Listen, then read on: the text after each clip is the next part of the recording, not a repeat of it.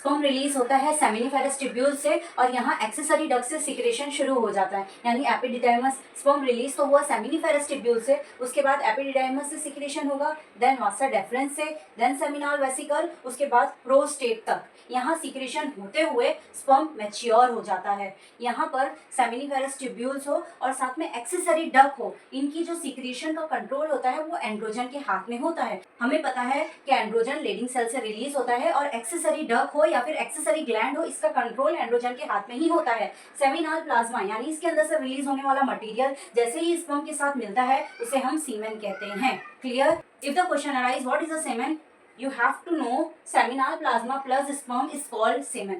Correct? The question is what is the oogenesis? हमने देखा spermatogenesis किसे कहेंगे, फॉर्मेशन ऑफ स्पर्म को ही spermatogenesis कहेंगे। उसी तरीके से फॉर्मेशन ऑफ ओवम को oogenesis कहा जाता है। ये स्पर्म की फॉर्मेशन हमने देखा था प्यूबर्टी से स्टार्ट होती है, बट oogenesis स्टार्ट होगा एम्ब्रियोनिक डेवलपमेंट से। आफ्टर बर्थ कोई भी oogonia फॉर्म होता ही नहीं है।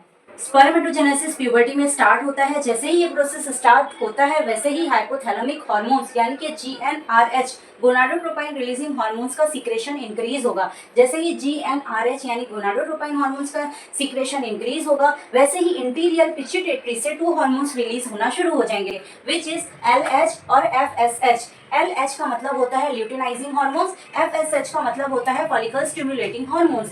जैसे ही LH का सिक्रेशन इंक्रीज होगा ये लेडिंग सेल से एंड्रोजन को रिलीज करेगा, और जैसे ही FSH का सिक्रेशन इंक्रीज होगा ये सर्टोली सेल से एस्ट्रोजन फीमेल में काम आएगा। इसके साथ साथ स्पर्मेटोजेनेसिस में रिलीज होने वाले कई ऐसे हार्मोन्स जो स्पर्मेटोजेनेसिस का काम करेंगे, हेल्प करेंगे, वो भी सर्टोली सेल से रिलीज करता है FSH।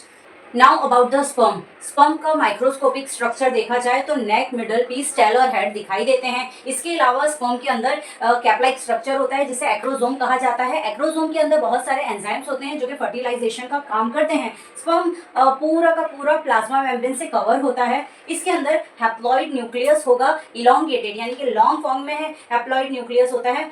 स्पर्म के मिडल पीस में बहुत सारे माइटोकॉन्ड्रिया होते हैं। माइटोकॉन्ड्रिया एनर्जी रिलीज करते हैं जो कि स्पर्म की मूवमेंट, टेल मूवमेंट या फिर फर्टिलाइजेशन के टाइम पे स्पर्म की मोटिलिटी में हेल्प करते हैं।